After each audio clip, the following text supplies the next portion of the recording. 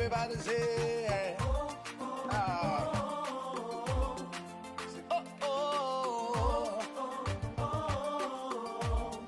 say, how can I express my gratitude for all the many things you've done for me?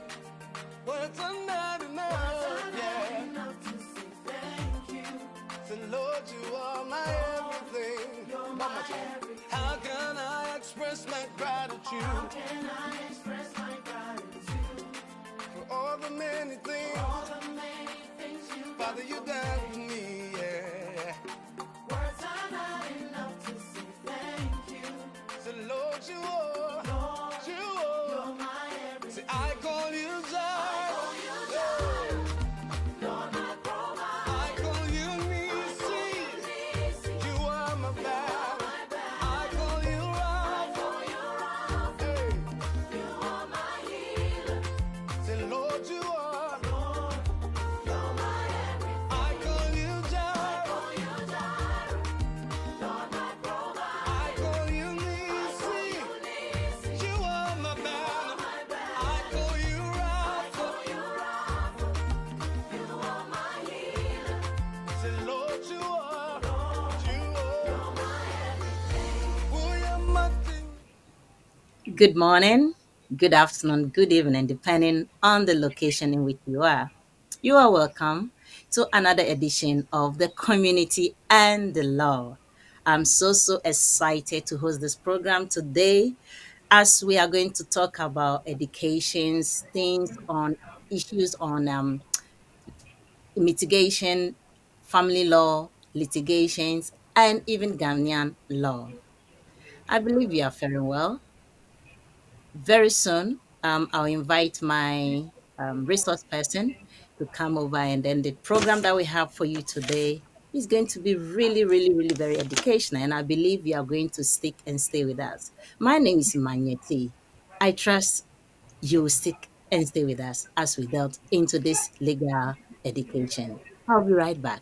Just stay with me. This is our world. Here we are in our community. There are the laws. There are the regulations. We have BWF Solicitors. BWF Solicitors, experts in all aspects of the law, family law, civil litigation, all immigration and nationality issues, representation in court, marriage and divorce. We pride ourselves to give you excellent legal services and follow through till we get you the right result and decisions. That is our mutual satisfaction. We have a team of excellent qualified solicitors and support team to help you every step of the way. Our senior partner with over 30 years of unbroken service to the community is a member of the Family Law Panel and has advised several lawyers and institutions in many legal matters. He is qualified to practice both in the UK and in Ghana. Come to us. Speak to us. Let us represent you. We are your trusted community partners when it comes to the law. Locate us on the 4th floor of the Anna House, 214 to 218 High Road at Seven Sisters in North London, N15 4NP. Nearest train station, Victoria Line to Seven Sisters Station, exit number 2. We are open for all consultations from Monday to Friday, 9:30 a.m. to 6 p.m. Weekends by appointment only. Call us now on 0208 493 7340 or 077 127 61884. BWF Solicitors, your trusted legal partner.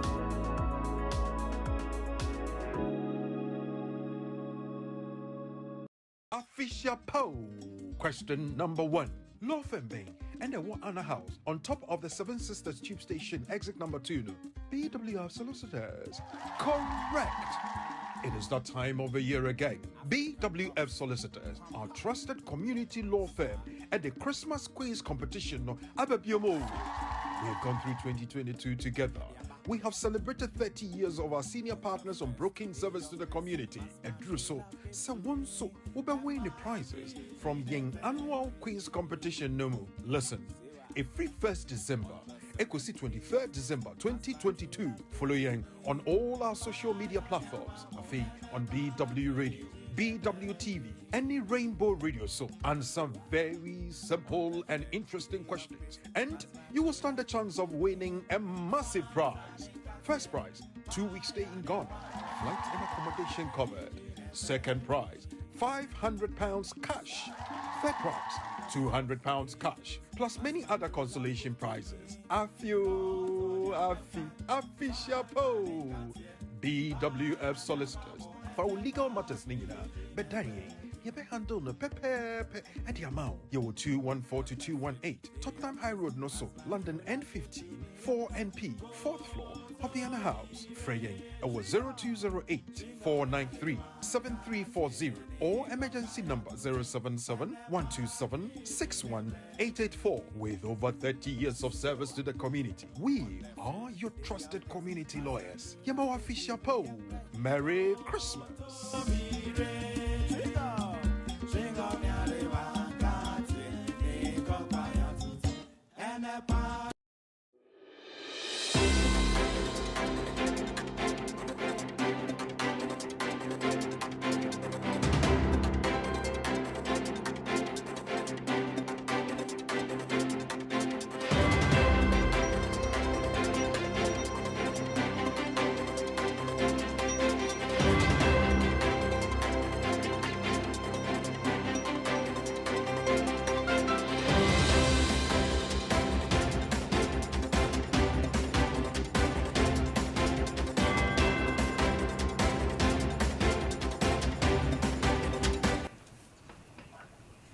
Don't be surprised. It's a very special Saturday afternoon. See me as usual. I believe you were thinking you are going to see our dear brother Oriku Frimpong. Don't worry. Today I'm standing in for him and I'm going to be your host for today. We have our resource person very soon. I'll introduce him. But before I do that, let me quickly say this. There are a few things that we need to do when it comes to the community and the law. Don't keep it to yourself. As soon as you come on, as soon as you log in, as soon as you see the notification, make sure you can share it with someone, your loved ones, friends, family. Let them also come and witness what we are doing over here. The education that you receive today will go a long way to help somebody else, even if not you today. So let's look at our nugget for today before I introduce my resource person. We know this week we are still on our Christmas quiz. So because of that, the usual Saturday quiz that we've been bringing every Saturday may not be able to come on, but then we'll still introduce the nugget for you. Keep them as just the beginning of the next year, we'll be having this continuation of the quiz. So first of all, call, let me read what we have on board. You are watching us on Facebook, you are watching us on YouTube, you are watching us on all the other platforms, including BW Radio and Abawa Radio as well. And the nugget says children adopted overseas by British citizens may have an automatic claim to British citizenship under Section 15 British Nationality Act 1981, depending on whether the child's adoption is considered a Hague Convention adoption. When they talk about articles like this, I believe you and I may not be able to understand it properly. But then we have our resource person that we are going to talk about this briefly before we bring in our main topic for the day. So let me welcome our lawyer, Charles Asma, on board. Lawyer Charles Asma, I give you the audience to have a special greetings to them and then we can continue. Good afternoon to you, our cherished viewers and listeners. Once again, we come to you with the Community and the Law program. Today, we are going to have a very interesting discussion. But let me take the opportunity to say good afternoon to you, wherever you are watching us or listening to us from. Stay tuned. Okay, thank you very much, Lawyer Asma. Lawyer Charles Asma is our resource person for today, and we are going to discuss a whole lot of things. But before then, I want us to have a look at the nuggets that we have for today, which says children adopted overseas by British citizens may have an automatic claim to British citizenship under the section 15, oh, sorry, section 5, section 5 British Nationality Act 1981, depending Section on 1 5. section 1 5.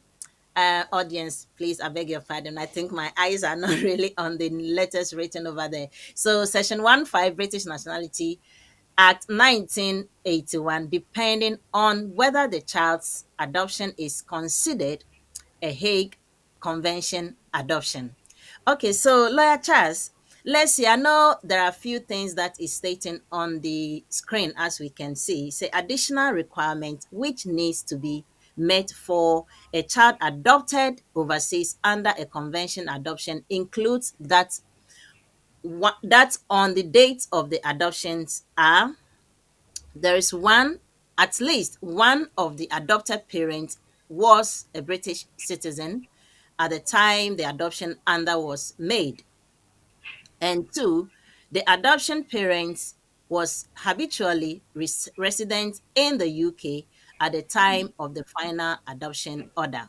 So, Lawyer Asma, when we have a statement like this, how do we get the understanding of what they are trying to say? Can you explain that for us, please? Right. Thank you very much. Now, and listeners and viewers, our nugget is quite relevant because a Mm, lot of people would want to bring their children to the UK. mm, However, those children may not be their biological children, especially when a child is adopted. And the question is, what are the grounds for bringing an adopted child to the UK? mhm, The nugget is quite clear, and it is from Section 1, Subsection 5 of the British Nationality Act 1981 that allows children to become British citizens depending on their parentage. We're mhm, looking at a child that is adopted, mhm, i.e., from wherever country, and we are talking mhm, about the Hague Convention or adoption under convention principles. And here we're looking at somebody who has the right or eligibility to adopt and whether the child can move to join that adopted parent. There are two limbs to this test. The first limb is that the adoptive parent, one of them, ought to be a British citizen at the time the adoption order was made. So the time of the adoption order. So once an order is made for the adoption to take place, that means it has to go through the court process. And the second limb is that the adopting parent, and here it's one of them, was habitually resident in the UK at the time of the final adoption order. So you can see that the first part is the order for the adoption to progress, and the mhm, second part is the final order that confirms the adoption. Either way, the parent ought to be a British citizen. mhm. One of them ought to be a British citizen to be able to bring the child to live with in the UK. And if there are Okay. two parents, we're also looking at one being habitually resident in the UK at the time of final adoption. What it means is that if you are adopting a child, you have to make Mhm, sure that you follow through the due process. And the adoption ought to be confirmed by court. And mhm, once all the paperwork are intact and certificate of adoption is issued, then you qualify to be adopted parent. Then you can mhm. rely under Section 1(5) of the British Nationality Act to bring the child to live with you in the UK. Okay, so La Asma, the way you've explained it, I do understand. But suppose if I'm not a British citizen, but I have my indefinite, I've lived in the UK for probably over 30, 40 years. I'm really established, but just I'm not a British citizen. I have my company. You can see maybe from my profile, I'm somebody who has really, really established, who has the capacity, able to be able to look after children. And then I've seen someone and I want to adopt. Must I still, based on my status? Must I still be a British citizen before I can embark on this adoption case? So there are people, I mean, the adoption is separate from your right to bring the child. Okay. You are a parent, you want to go through the adoption process to adopt a child. And once you've adopted a child, you want the child to migrate to live with you in the UK. So the Okay. question here is, what right do you have in the UK for the child to be able to join you? And you can Right. see from the first limb and the second limb that the child, at least one of the parent ought to be a British citizen. So it could be either of the parents. And Mm. there might be parent A, parent B, and both of them want to adopt the child from abroad. However, one of them is not a British citizen. So one is and the other is not. And if you go to the second part, it says that um, by the time of the final order, one of the Mm. parent is habitually resident. So habitual Yes. residence for those who have acquired indefinite leave to remain, for example, and they live in the UK, and they see the UK as their main home, so to speak. Mhm. So the first thing we want to look at is going through the adoption process to adopt the child. And the Okay. second part is whether you can bring the child to the UK under the relevant provisions to live with you. Right. Oh, okay. So in that case, even if I'm a single parent, but I'm a British citizen and I have what it takes, I do qualify what it takes, can I still go and adopt a child as a just a single parent? So the adoption process is opportunity for children who do not have parents or who are in need of parental love to be given that opportunity. So if you identify a child, you go through the process to adopt the child so that you can be more or less the certified parent of that child. The second part is being a parent with parental responsibility by the operation of law through adoption. Can you bring the child to live with you where you live? And that is Mm. where the immigration rules set in. Okay. Oh, okay. In that case, I understand. Right. So, what will be the process? I know this is not our main topic, though, but what will be the process? Suppose I have what it takes now. What will be the shortest process that I must go through before I can adopt a child? Then. So the process, I will advise that you have to see a lawyer to support with this process because much as it involves paperwork and you can make application yourself, it also entails technicalities. You start from, if you are in the UK, from the UK, and it goes through to the other country, let's say Ghana, for it to be continued.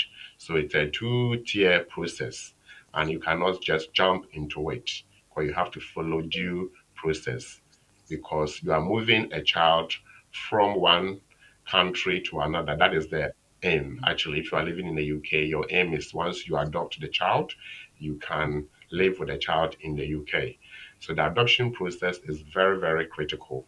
And if you get it wrong, it will affect the entire process or the outcome you are seeking. Right, Liasma. As the moment you just said, it takes time and it's very critical. This question just came about. You see, suppose let's take it this way. The child in question that I'm going to adopt. Let me look at that child as well. Suppose it's a family, or when I say a family, I mean we understand a family, and I want to adopt. Or it could also be not a family, and probably I've gone to, let's say I've been to Ghana and I've been to one of these homeless units for children or infant, what do we call them, a place like SOS where they take care of children and stuff, children without parents, orphans, let me put it that way. um Within those two areas, being the child being a family and the child being an orphan, if I want to adopt, which one will be the easiest way for me to go? Because I'm thinking probably if it's a family, there may be a question like, where are the parents of that particular child? Or if it's an orphan, then of course we all know orphanage. most children over there don't really have parents. So if I am the one going through to do the adoption, where do you think would be the easiest way for me to go? Honestly, there's no hard and fast rule Hmm. on this. You've identified a child, be it a child within the family circle or a child from an orphanage. Hmm. The aim is that the child will be given opportunity to live with her family or to live in a home and will have somebody he or she can call parent.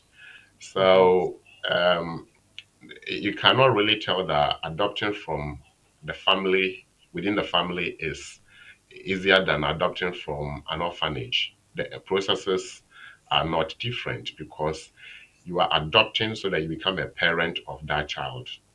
And it doesn't really matter whether the child is from your own family or from elsewhere. You still have to follow the due process. Oh, okay.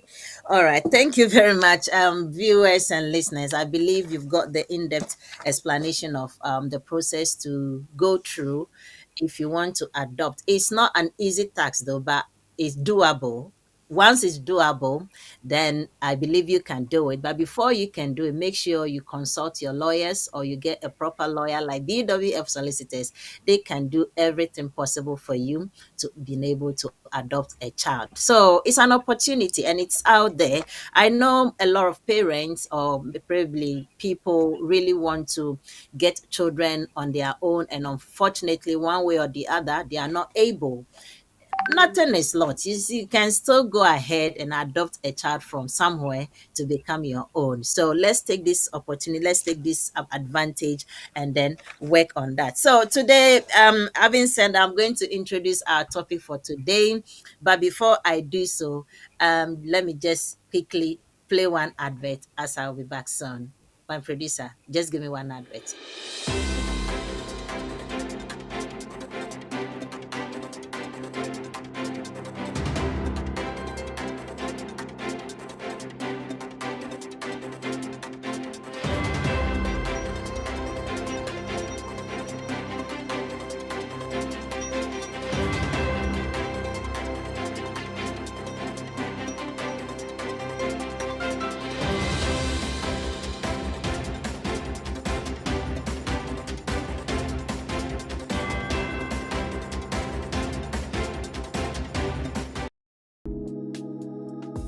This is our world. Here we are in our community. There are the laws. There are the regulations. We have BWF Solicitors. BWF Solicitors, experts in all aspects of the law, family law, civil litigation, all immigration and nationality issues, representation in court, marriage and divorce. We pride ourselves to give you excellent legal services and follow through till we get you the right result and decisions. That is our mutual satisfaction. We have a team of excellent qualified solicitors and support team to help you every step of the way. Our senior partner with over 30 years of unbroken service to the community is a member of the Family Law Panel and has advised several lawyers and institutions in many legal matters. He is qualified to practice both in the UK and in Ghana. Come to us. Speak to us. Let us represent you. We are your trusted community partners when it comes to the law. Locate us on the 4th floor of the Anna House, 214 to 218 High Road at Seven Sisters in North London, N15 4NP. Nearest train station, Victoria Line to Seven Sisters Station, exit number 2. We are open for all consultations from Monday to Friday, 9:30 a.m. to 6 p.m. Weekends by appointment only. Call us now on 0208 493 7340 or 077 127 61884. BWF Solicitors, your trusted legal partner.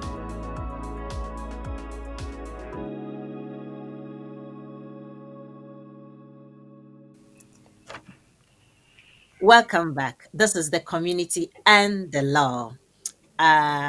Okay, so this is what is going to happen for today. We have a topic that we are going to discuss, and as usual, after the topic or after the education, we are going to bring in our quiz. We open the telephone lines, and the quiz that we have for the drawers on 23rd, that's the winners having a 2 weeks holiday to Ghana, very five-star hotel, luxury hotel, and then the second prize that we have £500, and then the third prize £200. After that, we have a lot of consolidated prizes that we can also have. So don't worry.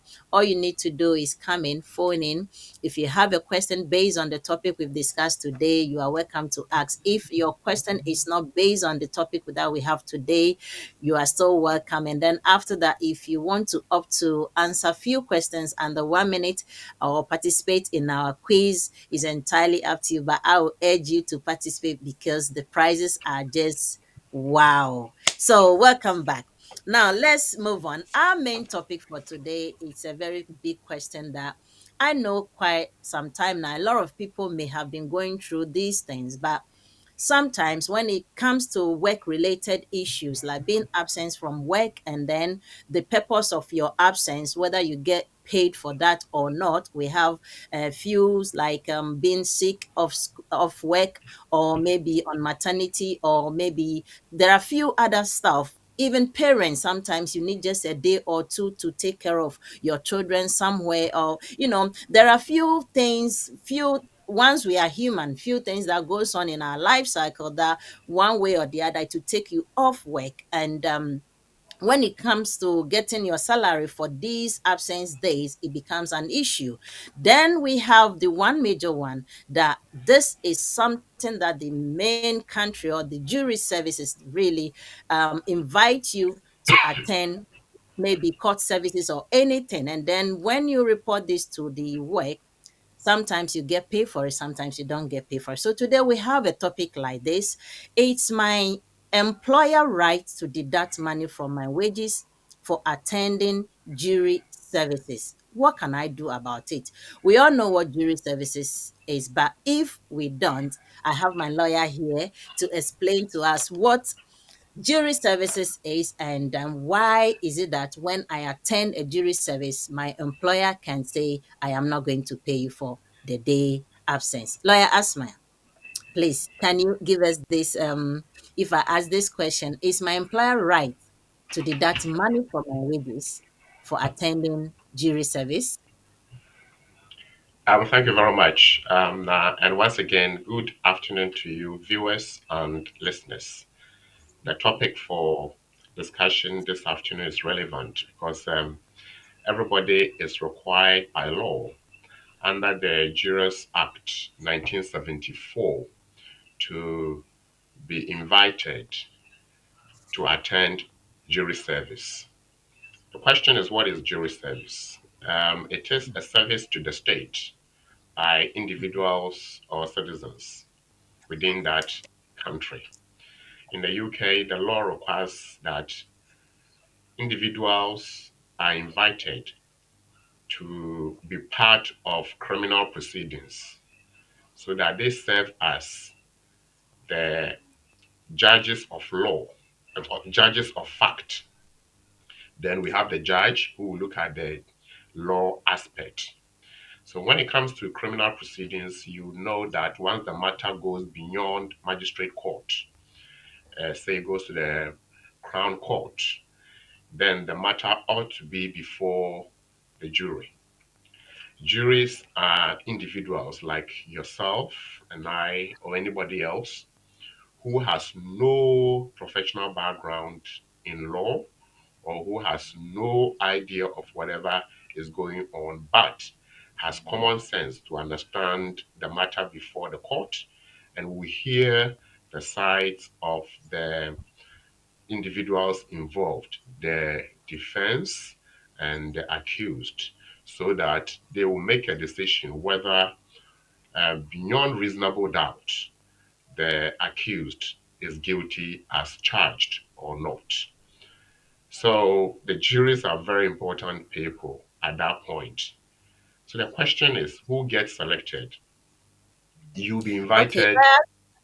last ma, hold on. So you've just explained what jury service. So it's a kind of service, or let's say a short-term employment that you'll be taken to the jury, you'll be taken to the court to determine somebody's whether the person is guilty or not.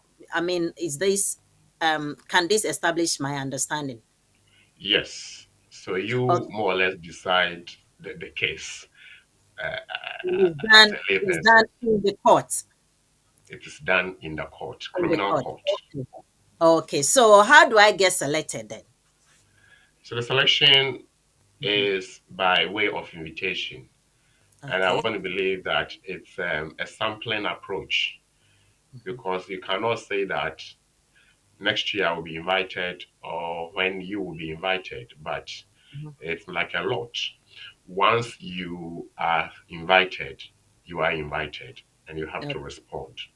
So the court will invite you to attend that service or to discharge that duty to the state. Right. So, in that case, is there any qualification? Because as far as I know, maybe I may be a British citizen, I may not be a British citizen, I may have even a criminal record, I may not have a criminal record, I may definitely have something my background. So, is there any qualification in this selection process to become a jury, attend to a jury service?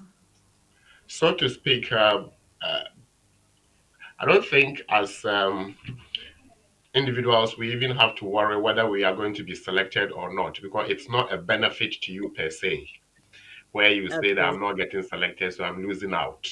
Not at all. It's actually a service and therefore you give to the state. But the point we are making is that you ought to be a British citizen or a citizen of the state, Okay. Mm. and per your NI or code, you get Mm-hmm. selected by the operation of the system itself.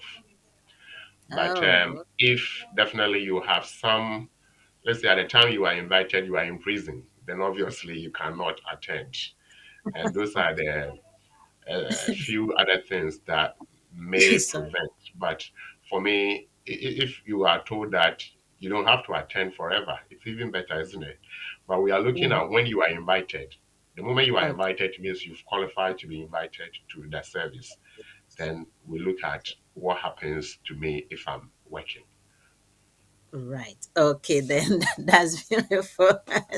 When they invite you and you're in the prison, what can you do? Obviously, nothing. So we are looking at you being absent from work just to attend to jury service and what your employer says about your absence, whether they will pay or not. So, lawyers, ma'am, are they right to say, I am not going to pay you because you've been off to a jury service? And I don't know if during your jury service, if they are taking you maybe for 2 weeks, because sometimes the cases may vary. It may not be just for 2 days or 3 days. Sometimes even a whole month, and you'll be somewhere. I believe you'll be in some hotel. You are not allowed either to go home. You just be gathered one place. All you do is just concentrating on the case. If I stand to be corrected if that's not the real process. But then, so if you are off a whole month, can your employer say yes? Where you went, they should have paid you. I'm not going to pay you. I'll deduct money from your salary. Are they right to say that, Lawyer Asma? Thank you very much. So we are looking at the Employment Rights Act 1996 Mhm. and Part 5 of the law says that the employees or workers are protected from suffering detriment, Okay. protection from suffering detriment. Therefore, if you are invited to a jury service Mm. under Section 43M of the law, then the point is that the state has requested you to serve it at that particular moment or for that relevant period. It can Okay. take 2 weeks, it can take 1 week, it can take whenever, depending on how long the case lasts. And Mhm. therefore, you cannot say that it's going to start from this point and end soon or later. But I mean, for you, you are serving until the case is decided, you have to continue to attend. Mm. Now, the point is this that once you attend the service, you are Mhm. going to be automatically absent from work. From work, yes. And if you're absent from work, will your employer say that you've been away and therefore you will not be paid? mm, then the point we are making is that no, the employer cannot say that you didn't work during this period and therefore go to wherever you went to work. This is not your personal service, it's a service to the state. And therefore, you are invoking Section 43M of the Law, Employment Right Act, to state that the employer cannot unduly punish you for attending the jury service. We are also looking at the aspect of the expense. So we have your you have your main salary or wage for the period that the employer ought to pay. You mm, also have other expenses that you might have incurred during the service. mm, Example, food, travel, and these are the main ones, food and travel.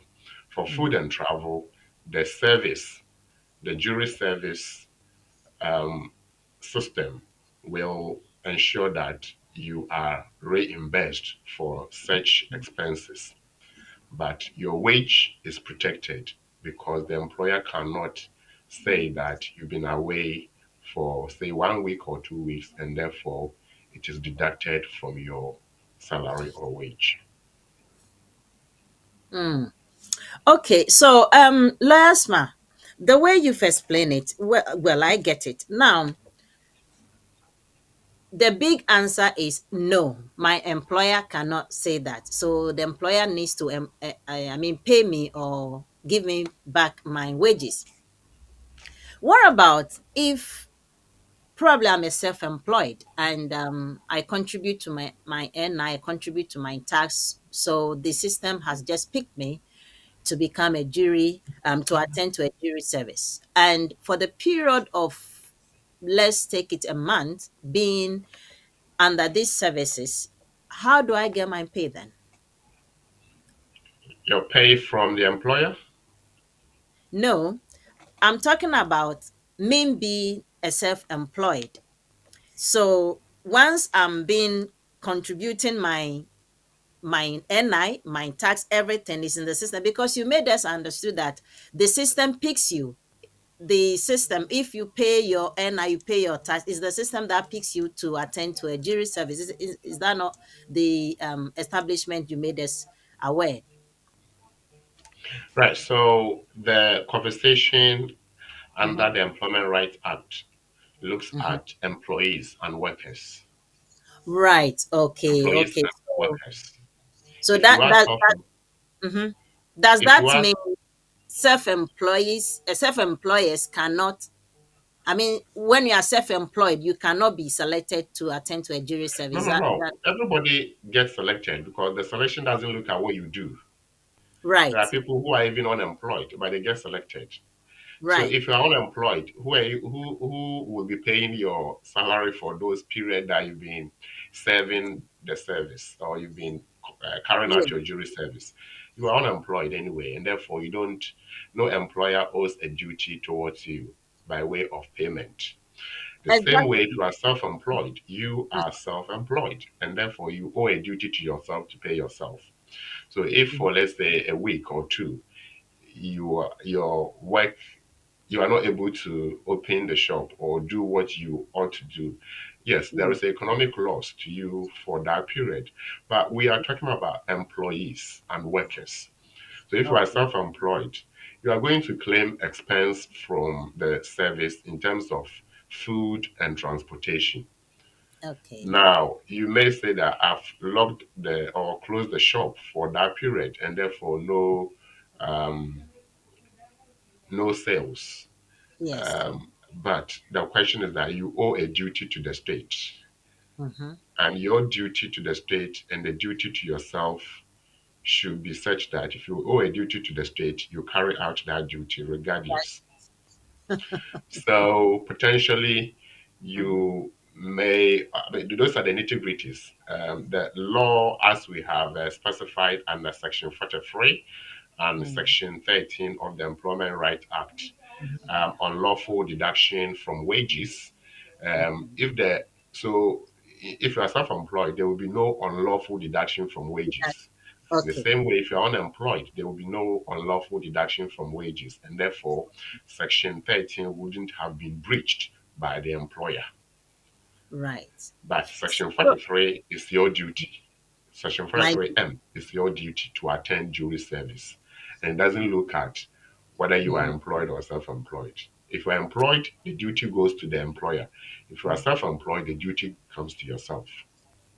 okay, so let's take it this way. Suppose my employer has done deducted money from my wages. I mean, because I attended a jury service.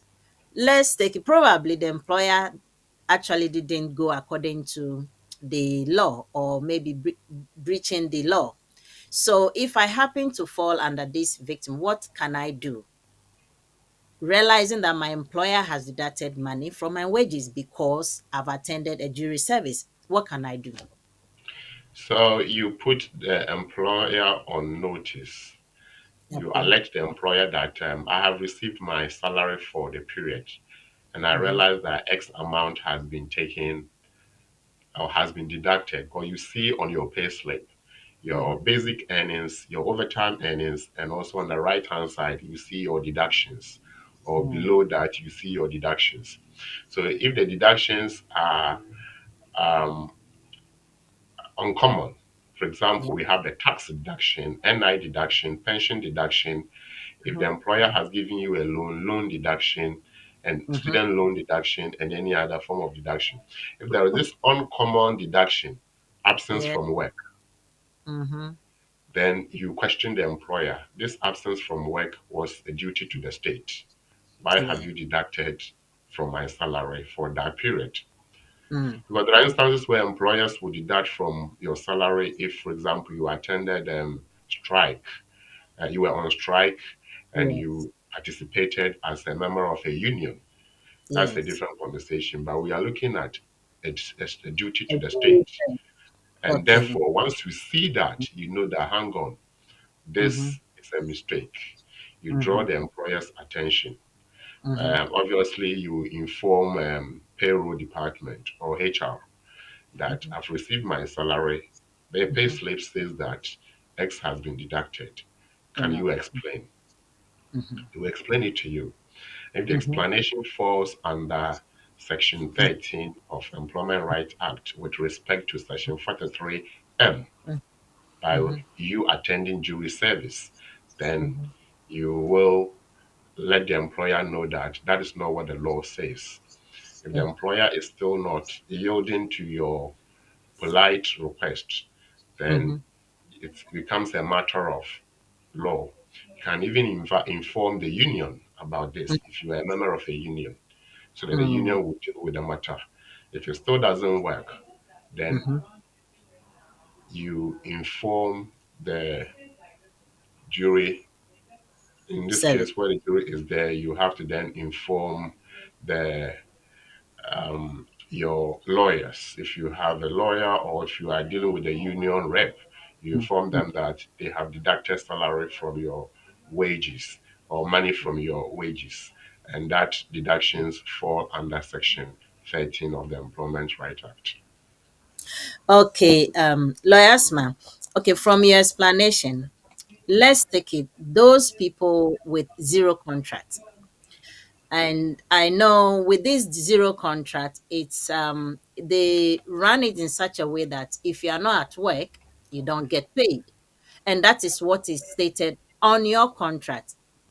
So if my contract is saying if I'm not at work, regardless of where I've been, if I'm not at work, I don't get paid. How do I take the employer on for attending a jury service whereby my money is being deducted, or I get deduction from my salary? Because that's what my contract says. Can I still take them on because I've attended a jury service? Right. For those on 0 hour contract, they have a Mm-hmm. contract, but what it means is that it's a variable contract so that when there is job, you'll be invited to work. If there's no Mm-hmm. job, you wait till job becomes available. Let's Oh, assume that during the period you are invited to work, work, yes. you also go on jury service. Mm-hmm. Then it's a case of, let's say you started working, you're going to work for X number of hours for X number of days, and all those days has um, been covered or taken up by the jury service. If Mm-hmm. the employer were to pay you for those days because Mm-hmm. job was going to be available for you, Mm-hmm. but because of jury service you couldn't take up the job, then Right. at that point you are an employee, you were meant to be paid for that period. And on that basis, Mm. you can pick the conversation up with the Mm. employer. It's a technical area though, but you can pick the Yes. conversation up with the employer. And the union will come in. You can also draw the Uh-huh. attention of the jury service that Okay. you are on a 0 hour contract, but you have to do Mm. jury service. If I don't go Mm. to work, I will lose out on wages for those days. What do I do? Exactly. Then the viewing Mm. service can inform the employer on your behalf that this is Mm. a service to the state. And therefore, Okay. for those periods, if you were to work, that those days has been given up for this service. So payment ought to be made. Mm. It This is might not hurt interesting. the employer, but Uh-huh.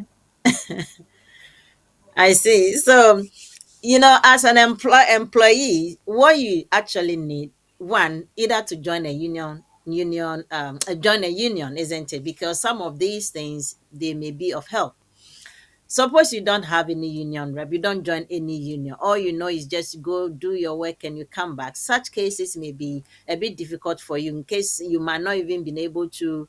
Let's take it, you are not really someone elected to read and write. So all you just go do your work and go. If you are not at work, you don't get paid, and then you've been invited to attend to a jury service. How are you going to go through all these things whilst you know definitely you don't have a union to must can you just go straight away and join a union before they get you a rep to go and stand in for you? Or I know there are some people, a lot of people, they don't join any union, any workers union at all in their life. They don't even know what they do, and then when they find themselves in such problems, they get stuck. They don't know exactly what to do, what next to do. So when we have cases like this, I believe as an employee it's really good. Fine, we have so many unions online, and there are a lot of genuine ones. Just join. You don't even pay a lot of money. Some is maybe £10 a whole year, or £5. Just join, because there are a whole lot of cases that you might fall yourself, you might see yourself as a victim, and you wouldn't know where exactly to go. Whereas you can also have a lawyer, we understand that, but when the case demands that you have a union rep, it's easier and better than just going straight to a lawyer to fight your case for you. So yes, thank you very much, lawyer Asma, for all this explanation. I believe I may still come out with few questions, but can I before point this out, please? all right. What did Yes. you say? Yeah, let me point something out. Well, we have to understand as viewers and listeners that, or members of the public, that Mm-hmm, you don't join a union mm-hmm, because you have a problem. mm-hmm, You join mm-hmm, the union mm-hmm. because you want to be part of the union. Okay, okay, So okay. if you are joining the union Mm-hmm. It's not because you because have a there is problem. issue and you want them to intervene, they won't. They will the issue will continue. You've got to deal with the issue yourself because Mm-hmm. the union will tell you that you should have been a member of the union before the matter came up. It's So true. that is something we want to draw attention to so that when something comes up and you quickly join the union, that It may matter not will be. not be resolved through the union. It's true. It's just like you having an insurance. You buy insurance and against few things, but you don't wait till these things get missing or something before you do the insurance, and then you go and claim. So you have to do the insurance before, in case of any uncertainty, then you have it covered. That's how it works, isn't it? Okay, Layasma, thank you so much for this. Let me acknowledge all those who have come on board with us, and then let's move on. I'm going to open in the telephone lines. If you have any question at all, not necessarily based on this particular topic, you are welcome to ask. So Adai Mununkum, we say hello everyone. Adai, very special afternoon to you. I know a lot of people are watching football right now, but they are doing two things at the same time because legal matters. When it comes to legal matters, is really really important in our community as well. You are welcome once again to Community and the Law. Kwame Atajima, so I'm watching you from Crawley. Kwame Atta, greetings to all Crawley's people. Richard Nana Osei to Prof. Yes, Professor Asma is here. And then you say Asma Evelyn. You say I'm here too. Yes, we've we've seen that you are also here. Ejiwa and Ajimai. Good afternoon, everyone. And Ejiwa, we respond to your greetings. And Anita Jepoma Jampon Manye, you look nice in the. Oh, I look nice. Thank you. In the Christmas hat. Christmas come early for me. So I'm celebrating my Christmas already. Thank you very much. Alex Osei say, I'm around oh, now. Alex Osei, I can see you around. Now you have been breaching our rules for the quiz. You're supposed to represent once in a week, not three times in the week. That's what I got to understand. So, Alex, today I'm not going to allow you on board.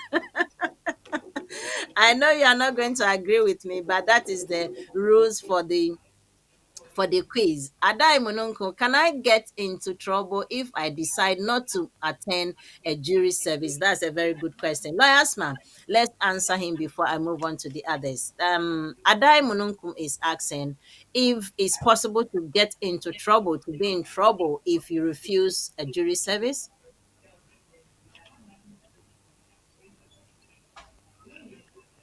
Can you hear me?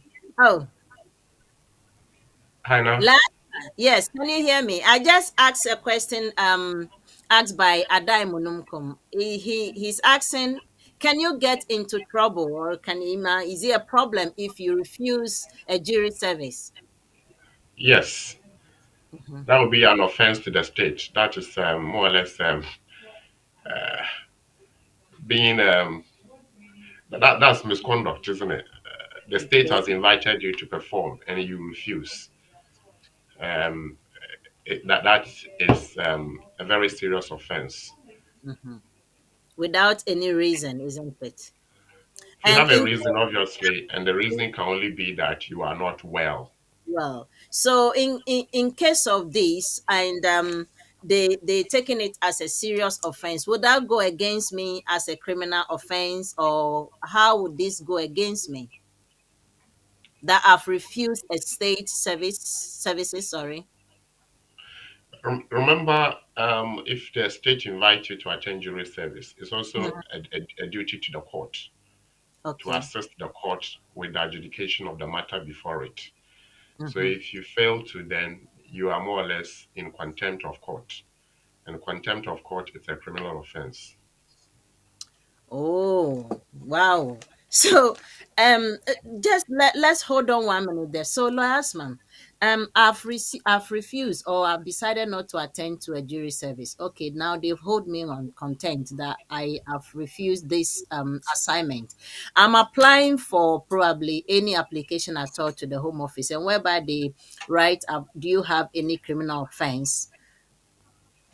You just made mention that this is what a criminal offense. So I have to write. I have a criminal offense, and it's what a refusal to jury services. Is that how it works? I want to believe that nobody would ignore Mhm. a jury service. And therefore, this question possibly for those who have already, Done without that. knowing, have ignored. But Mm-hmm. then, let's be realistic.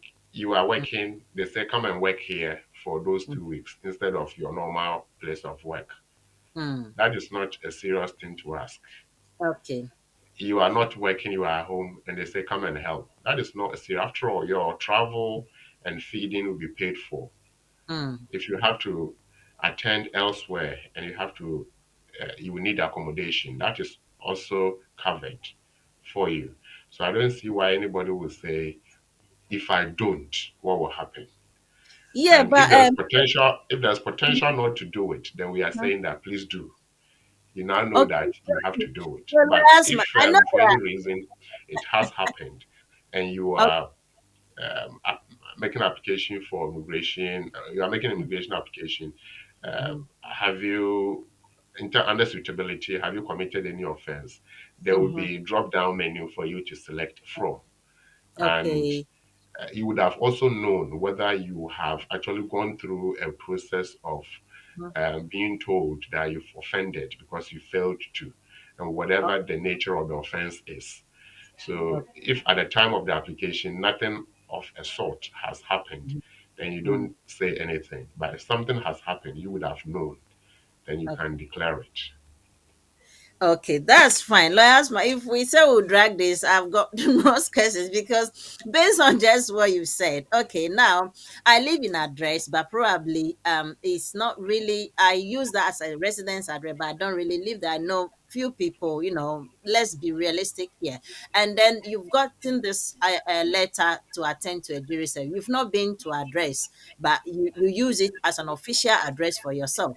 You've not been there for some time due to maybe one or two reasons. Well, you can't disclose it here. Now, before you got the letter, this jury service has even elapsed, it's gone already. Now, if you are not going to explain, call them, explain that, well, I had this, but I wasn't around, or probably I've traveled, or one thing can lead to the other. So I couldn't get hold of you on time. And I explained to them, would that still hold as being failed to attend to jury service? And that would go against me. No or yes? Well, I think you have a reason as you have explained. Mm-hmm. Um,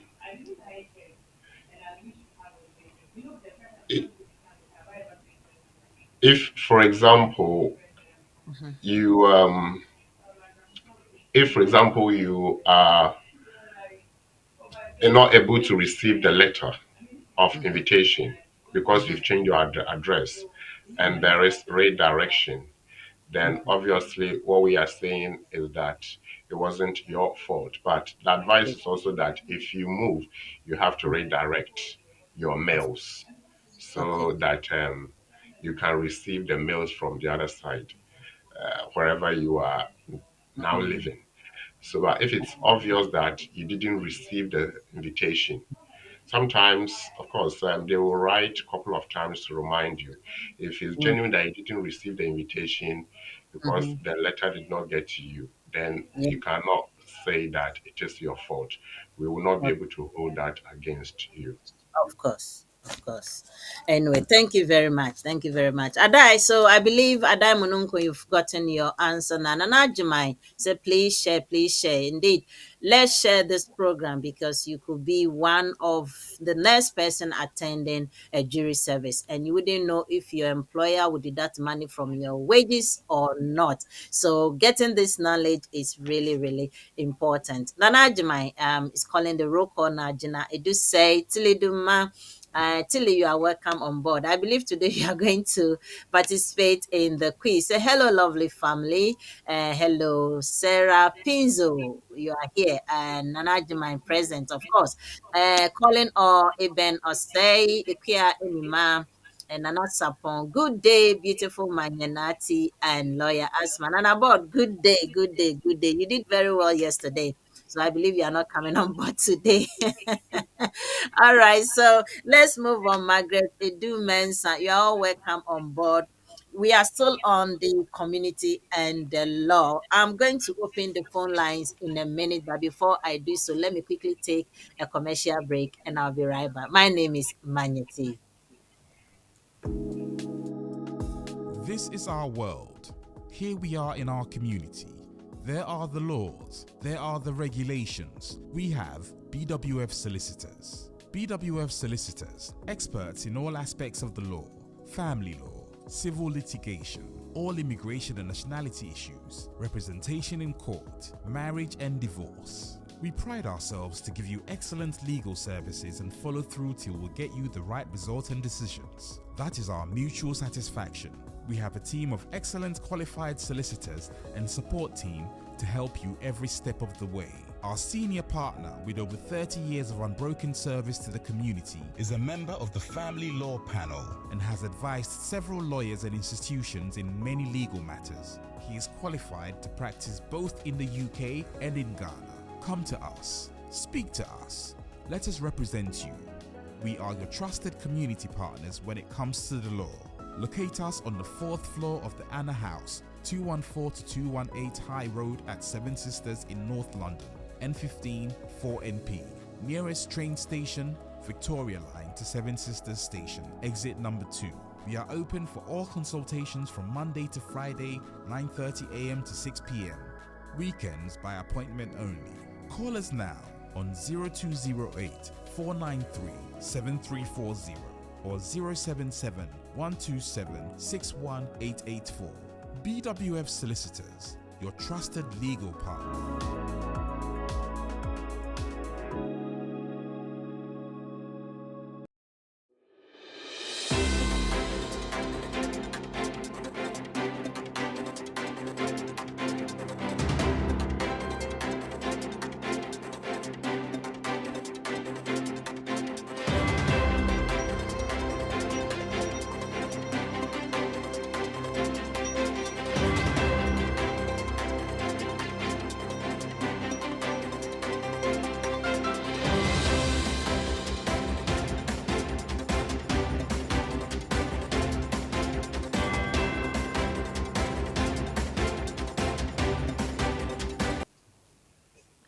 You are welcome back to the community and the law, and your lovely, lovely host today, Manyanate. Just call me Manyati. I'm so excited. So today, we were talking. If in case you just joined us, we're talking about how your employer need not to deduct money from your wages because you've attended what a jury services. So yes, we had lawyer Asma on board talking to us few minutes ago, and we are still here. I'm going to open in the phone lines, and if you have any question at all that you want to ask, it could be based on the topic that we've discussed, but if not, you are still welcome to ask your question. And then after, if you want to participate in our Christmas draw quiz, you can also just say yes, I'm ready for these questions, and then I'll set a timer for you to answer as many questions as you can under 1 minute. In case I ask a question and you are not getting the answer right, don't wait time. Just tell me to pass or go, and then I'll ask the next question so that you can be able to answer as many as you can. This quiz that we have for this Christmas time, we know all the prizes. First prize draw is going to be a 2 weeks holiday in Ghana based on a 5-star hotel, eating and drinking and dancing free of bunto. And the second prize is £500 cash. £500 cash. Please, if you win these prizes, don't forget Magneti. And then also, we have the third prize to be £200 cash. And we all witnessed last year or last 2 years, all those who won the prizes, they came on board, they share with us what they use their money for. So be part of the quiz and then answer as much as you can. In case you don't get any of these 3 prizes, don't worry, we have so many prizes as well that will be given away. So let's just come on and then participate with us. So I'm going to open the telephone lines, and 0208 123 1016 as usual. We've not changed the same numbers. Also 073 99208468. You can also leave a voice note. I'm going to play that for you. And on this number, voice note only on WhatsApp number 075 96620 and just call, phone in, and join the program. So, Lawyer Asma, I will be going on. I've got some few questions that I'll be asking you. Yesterday, we had a question on board, but I unfortunately I couldn't ask that question yesterday. I'm going to open. I have one question. Somebody was really calling me at dawn around 4 o'clock. I wonder why 4 o'clock, just to ask me legal question, and it's just so funny. Somebody said, when you made mention that when you get your salary, there will be a deduction. They will deduct maybe your your NI, your this, your that, your that. And then somebody just showed me what do you call it? A WhatsApp, a TikTok message about living in the UK, where you get approximately about 2,300 or 2,500 wages or salary, and the deduction, they've outlined the deduction, they take this and take at the end. At the end of the day, the person was left with just 40 pounds. And then he says, so if you continue with this kind of deduction, when are you even going to buy a bicycle tie? So funny, but it's reality. It's reality. So you wouldn't like to attend to a jury service just because it's a state services. You come back and then your employer has deducted money from your wages. That would not be a pleasant thing for you. I'm looking for the audio, 1 minute. And okay, before I do that, let me ask this question. He said, my question is, my stepson came to join us in the UK less than 6 months ago. However, we discovered that he has a beautiful daughter back home without our knowledge. I am EU citizen. Could we bring the child in as our granddaughter? That's the question. Lawyer Asma, what can we say to this mom? Okay, so this lady is a EU citizen, Yes. right? And living in the UK, and the That, son, well, stepson, the son is in the UK with her. mhm. So the Said the stepson granddaughter, came to visit them 6 months ago. right? Okay, so the granddaughter is Mhm, abroad. The mhm. question is, can I bring my granddaughter to the That's it. UK? And the Mhm. answer is yes. Or it's a Okay. granddaughter. Mm. Okay, so in that case, what will be the process? Because that's a follow-up question. What will be the process for her to bring the granddaughter to the UK? Well, she has to She's prove that that is her granddaughter. okay. So the link to the son and Mm, the son to the daughter, so that we can mhm. establish from herself to the granddaughter Okay. the All right. relationship link. Mhm. Okay, ma'am. So if you are listening to me, I think Lawyer Asma has explained what you need to do. You have to establish the relationship you have with this daughter, granddaughter of yours. And I believe that would be through what? A birth certificate, isn't it? So your son birth certificate, the details may contain your name, may have your name on it as the mom. So if you're on the birth certificate as the mom, obviously the bigger the granddaughter's certificate, the grandparents name will also be there as the grandparents. So if you have that one, it's first establishment to show that you have what you have a relationship, or you are the real grandparent for this child in question. All right. Okay, thank you. Now, Mhm. Yes. okay, so the birth certificate, let's say there are Mhm. two birth certificates. The Okay. father's birth, the grandson, the stepson's birth certificate, Uh-huh. and the granddaughter's birth certificate. Certificates, yeah. The stepson's birth certificate will establish Mm. maternity, which is Okay. linked to the EU citizen mother. Okay. Then the granddaughter's birth certificate will Mhm. establish the link to the stepson of the EEA national, which is the granddaughter's father. Okay. Mhm. As you know, the birth certificate Mhm. shows parents, not grandparents. Oh, okay. It shows The parents. Ghana one. I think the Ghana one, there are grandparents. Or am I It dreaming? shows parents. It shows Only father, parents. mother, and informant. Whoever requested informed the births and deaths to register about the birth of the child. Okay. Okay. So Okay. we are looking at actually the father. The Mm, father's name will be there, establishing that this is the father. Then that's the correct. father's birth certificate, the mother's name will be there, establishing Mm, that he's the. But mind you, this is a stepson.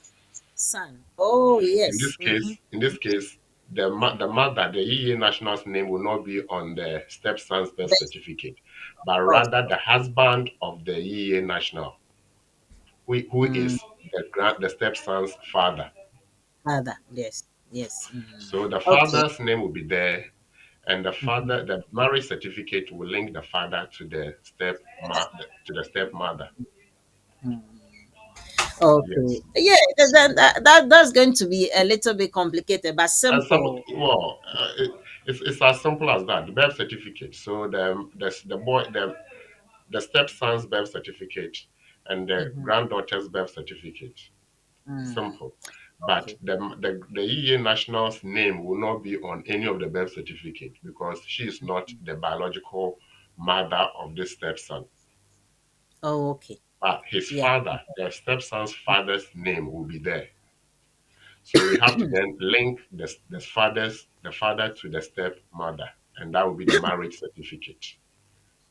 Okay. Some will go further to just add DNA to make it even clearer. Oh. For the Yes. EU application as well. I thought the DNA normally it's needed when you are doing British citizen Now, application. DNA is to establish relationship, and it doesn't matter what the relationship is to be used for. So if you want to Okay. make it easier for relationship to be established, DNA Mm-hmm. is always the way forward. Right. Thank you, Lawyer Asma. Yeah, like I've got one voice note here. Viewers and listeners, I've opened the phone line. So if you want to call phone in to ask questions, you are welcome to do so. 0208 123 1016 or 073 9920 8468. Please just phone in to ask your questions. And I've got this voice note here. Let's play that and see if Lawyer Atma can give us an answer. Yeah, good morning, Maninati. Good morning, lawyer. All right. The Nyamia Sine Juma Muboma on mine. Bacho, the ten say a brandy be on or dependent for a student, which means only student be annual dependent visa the buy. No be doing no jai. To Mojano, a Kushia or baby or British ni, our Bama Ghanaian descent. Guy is a Ghanaian. Nti ɔmo akɔyɛ customary marriage ɛwɔ Ghana ɔmo de ba abɛyɛ application for 2.5 million na mbɛsɛ mbɛsɛ sɛ minim sɛ woyɛ British ni a na abɛsɛ wohyɛ mu na na wara ne kɔ kurom na ma kɔ akɔyɛ aba but wei no sɛ na ɔyɛ dependent na ɔbaeɛ na ansa na ɔgyaa no na ɔwɔ leave no emu leave no nti mbɛsɛ sɛ ɛbɛyɛ yie ɔmo akɔyɛ customary marriage no wɔ Ghana a ɔmo ankɔ na obiara yɛ de abrɛ ɔmo kyɛ na de abrɛ ɔmo no ɔmo yɛ application bɛfa ase. Okay, Lawyer Asma. Mhm. Perpetual audio and also friend. Audio. Voice Um, note. oh yeah, voice note no, but it's over to me. Maintain a year, Papa. Oh, okay. So what he's saying is a student came here with a wife, and the wife being the dependent on the student. So they've divorced, and dependent, worry someone or customary marriage, fee. We share British citizen ɛwɔ ha sei. So ɔmo kɔyɛ customer marry ɛwɔ fie. Nti obisa sɛ ɔmpɛ sɛ ɔmo mfa mbɛtom na yɛma no ɔno nso yɛma no asetena no. But obisa sɛ won't it be a problem because sɛ ɔno as a wife no ɛba depending on someone. And at the time that ɔmo yɛ awareɛ no, ɔfeel sɛ still even though they've divorced the first person no, ɔda so got still visa to be here. And then the person asking the question said he knows say umu ware sanka or say mu kofi na munko ware, but here is the case or more no my customer marriage. So when they put in the application, is it going to be acceptable? Right. So I say you was answer or switch. He's not the person is not switching, so to speak. Mm-hmm, Person is not switching. The mm-hmm, moment you sever relationship with that the person you depend upon, mm-hmm, then mm-hmm. obviously you are saying that your right is taken away by that process of divorce. So Mm, this person is divorced. This mm-hmm. person is no longer a dependent, and this Okay. person technically has no leave. Mm-hmm. They So have that means met somebody, and they have remarried, Mm-hmm. and this person is a British citizen. Mm-hmm. Two options. Okay. You make your application in the UK, but depending on your circumstance, it's Mm-hmm. always the case that they will have a reason not not to give. Oh, But if you made the application from abroad, mm-hmm. oftentimes it moves faster. Okay. Now, the point is this, Mm-hmm. that if the person living in the UK, let's say this is a young couple living in the UK, there's no child involved, Mm-hmm. there's no insurmountable obstacle in terms of sickness or things like that, Mm-hmm. then they will conclude that they are better off having the marriage in their home country rather than Okay. staying here to continue the marriage. Okay. Obviously, the fact that they have divorced doesn't mean that he cannot move on to have another relationship. So that is not a point to be entertained. Legally, he divorced, he's remarried, and the British depend the person, the wife is now in the UK, but it's not a matter of switching from dependent to um, dependent or dependent of a student to a dependent of a British citizen. It's a fresh application. They can do it here. Yes, Mm-hmm. they can. The person can also go to her home country and apply from there. So these are options the person will have to consider. Mm. Anyway, from the way you are speaking, I'll recommend that the person come and see a lawyer because um, at the point, it all depends at the point of the marriage and the time of divorce and stuff like that. So, in order not to fall a victim by getting being refused, please go and see your lawyers, and I believe they can solve this problem for you in a very rightful way. We are still on the community and the law. Please, the numbers again to call is 0208 123 1016 or 0739920846. You can also leave a voice note on the WhatsApp number 075 The quiz is still here. Hey, so today, where are my people? Nobody want to participate in the quiz. That's okay. We have one question here, but before I ask that one, lawyers, man, I have also have a situation where the person also came in here as a student.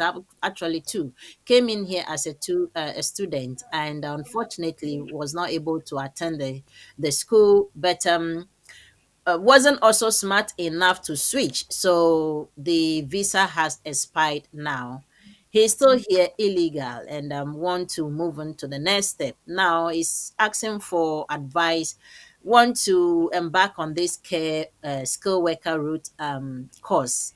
Sorry, skill worker route visa. And he's asking, must he go or can he do everything possible here, getting the employment before going back, or probably do everything before going back home to do the biometric and then obtain it and come back. He's wondering if it's going to be possible. And then, secondly, when it comes to the English aspect, when the British Council British Council back home writes to you to, or the Home Office writes to you to get your English right in case you've done the application and you are being refused because you didn't get your English right.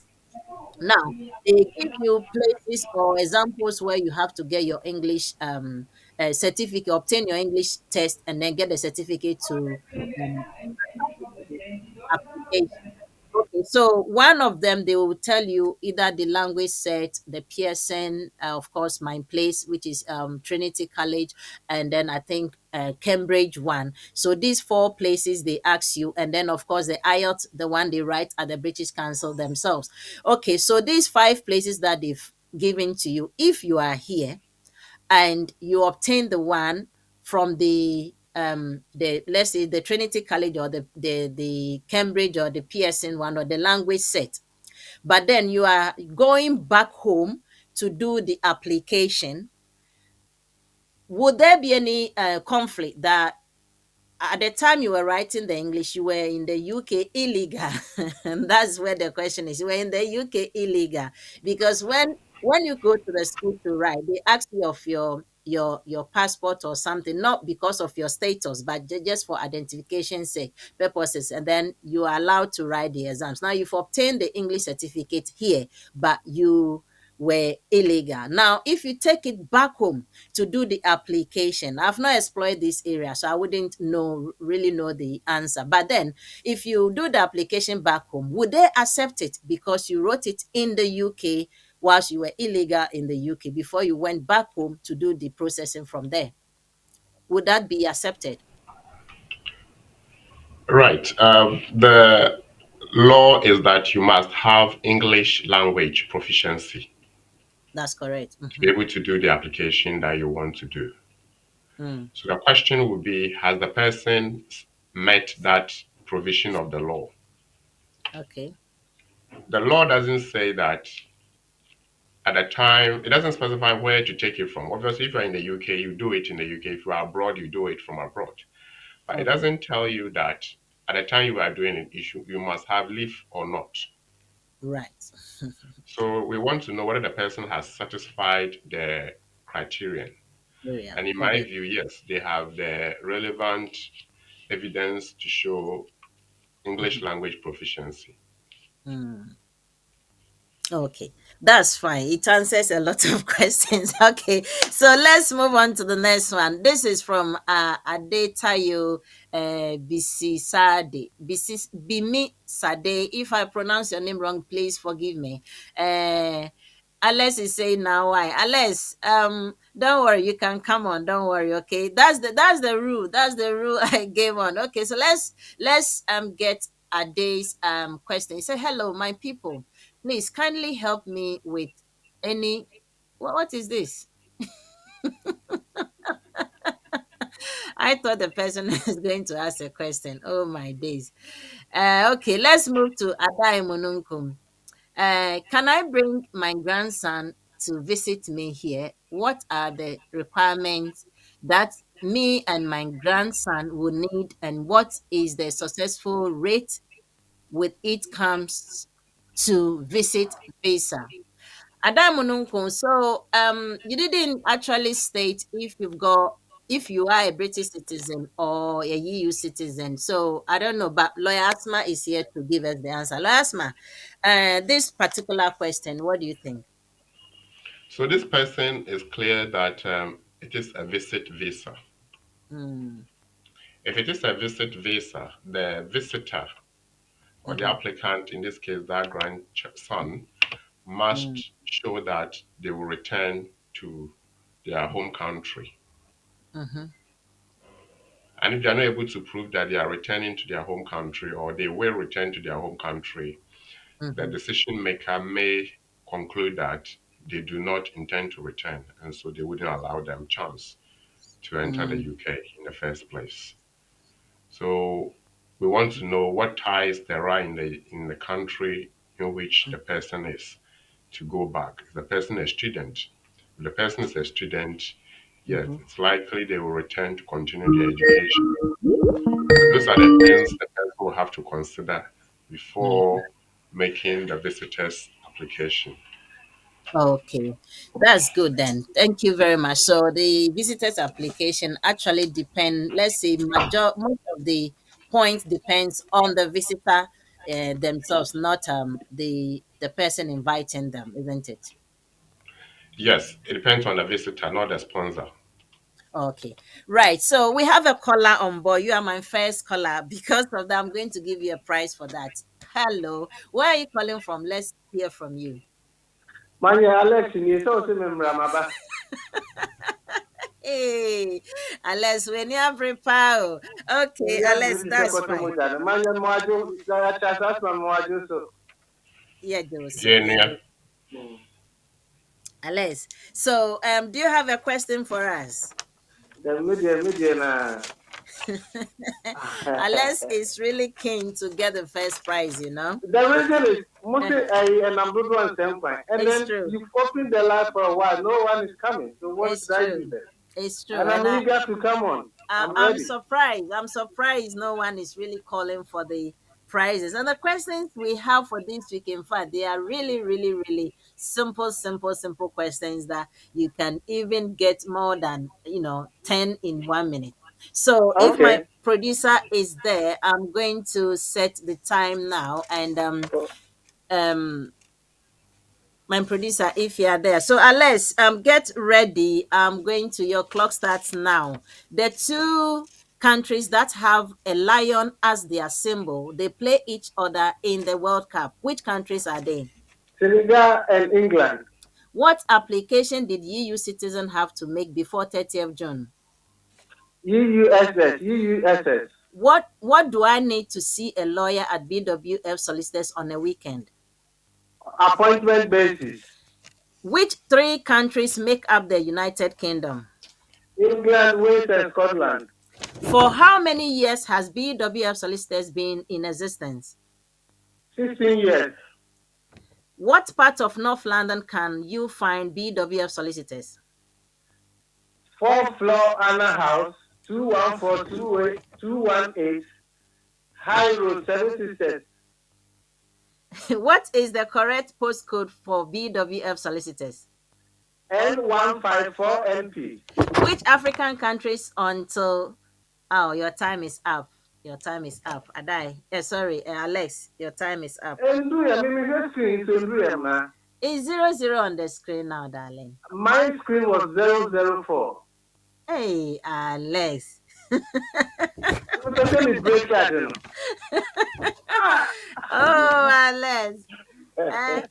The screen, I just saw the time being 000. So you've done well though, and you Thank you. were just wasting time on one particular answer. Exactly. You should have just mentioned, he said which part of North London. So all the addresses the mentioning just taking a whole lot Okay. of time.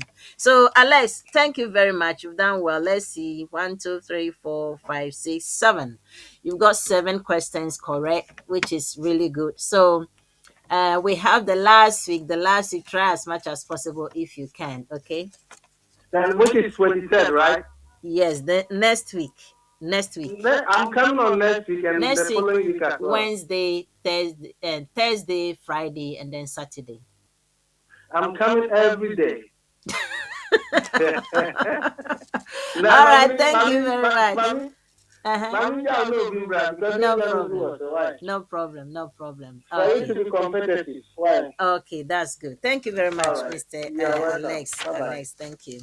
Yes, the viewers and listeners, we are still here on community and the law. You can also call us on 0208123116 or 0739920848. Just call and ask questions. It could be anything that we did today or not today. And also, if you want to participate in the quiz, go ahead and do so. I'm still waiting. So, Loyasma, as we are waiting for the callers to come in, let's talk about, I was still talking about what do you call the English language. Thank you for that explanation. So you really, once the eligibility is saying you must obtain an English language at point 10, it doesn't really matter whether you were illegal in UK to have written it or not. Once you have it, you have it. So that's a very beautiful and a very, in fact, it's going to go for a lot of people. They keep wondering. We've not explored that particular aspect yet. So I will not be in the good position to, but today that you've explained it a bit further, it says it's all for us, and that's a good thing. So let's move on. I've got another question here. It's saying it's still about this divorce and the dependent divorce thing. Okay, this question is also saying she is also a dependent on a student, and now she is switching because they, as soon as they came, something happened. They said no more in good terms. So she want to switch and break out from the main applicant. Now the main applicant too didn't attend the school. So I think they've been given a few day, I mean number of months or something. The home office has written to them to return back to their country or to get a sponsor as soon as possible. But the lady has got a sponsor and he's saying she want to break out from the husband. So she want to do it alone, not to include the husband. And I got a bit confused. Lawyers, is it doable? Can she do hers without including the name of the husband? Because obviously when you take it to the home office, they are the two details, they have them together in the home office. So how is she going to break out from the husband without including his details into her application? Is it possible, Uncle Lawyer Asma? Right. So what it is simple. Mm-hmm. The main applicant is making application Mm-hmm. with a view to switch from student dependent to skilled worker. Mm-hmm. Um, the person on the application form will have to disclose family details, including partner and so on and so forth. Yes. There are two options. This person can apply as a sole applicant or can Mm-hmm. apply with a dependent on the same form. If the Okay. person does not include the dependent as one of the applicants, even though the Mm-hmm. dependent details will be on the form, the application will be a single application for the applicant. So the fact that the person is making application is not automatic that Home Mm-hmm. Office will give leave to the dependent, even if the dependent was not included as a second applicant on the same form. Oh, okay. So in that case, must the dependent also do his or her own application? If after the main applicant has received his or her leave and Mm-hmm. the dependent makes an application, Mm-hmm. the person will indicate the main applicant's leave details and COS details and so on and so forth Mm-hmm. to make the application later. But if they are doing the application together, then the main applicant will include the dependent's details on the same form. Oh, I see. So, okay, Lawyer Asma. Now, let's look at this. Let's look at it this way. In this case, is the dependent who is doing the application on her own, not the main applicant. Okay, so the dependent has been able to secure another sponsor because, I mean, she did that on her own, not including the husband. Now, the home office has written to the husband. They've given him a number of days. If he can't secure another sponsor, then he should pack and then go home. Now, he's got about 2 or 3 days to go to the deadline. And the wife, who supposedly divorced, not I mean, broke away from him, has got hers, doesn't want to help this main applicant.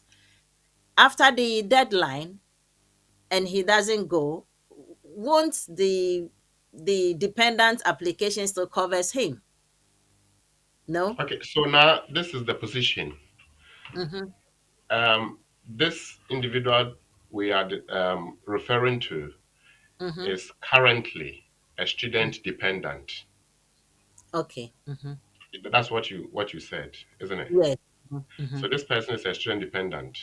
Mm-hmm. The student is the one who is in this precarious circumstance where the leave Mm-hmm. is to be cancelled because he or she did not keep to the leave conditions of being in school.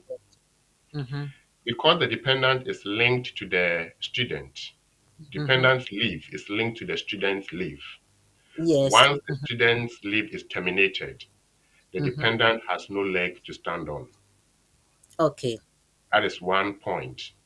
The Okay. second point is that this student has 3 days for the Mm-hmm. leave to be converted to Yes. something else, Exactly. either to switch to this or to regularize, continue as a student, or to Mm-hmm. leave entirely. Okay. If the student is able to do that, Mm-hmm. he will do so with a dependent. Here is the Okay. case: the student is not able to do that, and each of them is trying their luck. So we Yes. are referring to this dependent. Mm-hmm. This dependent called A. Mm-hmm. A is now seeking to switch because she's also got 3 days technically.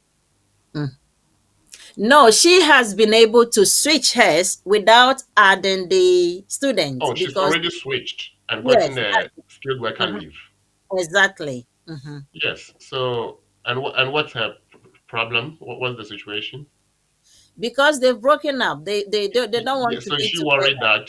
is she Hmm. worried that the student, the main student, the one she depended on, is not on her leave at the moment?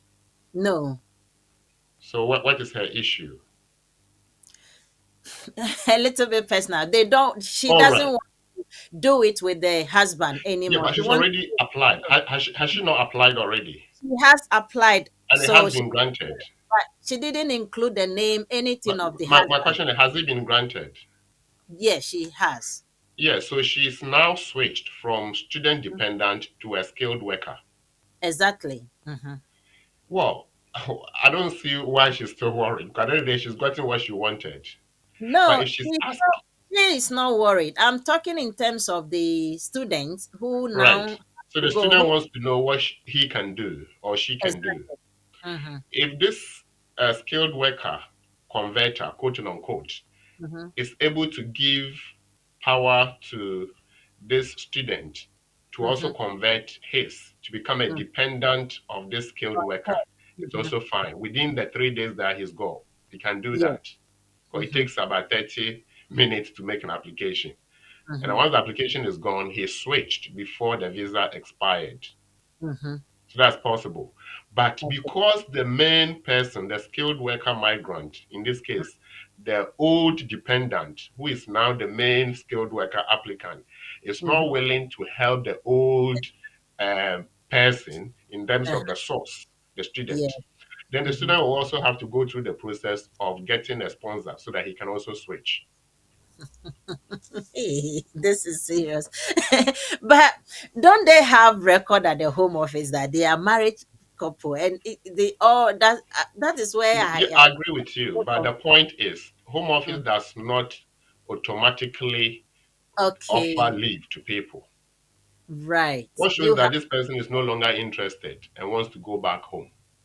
that's So it correct. is not for the Secretary of State to say, your dependent is now switched, so you too, automatically you are given. No, they have to make an application. All right.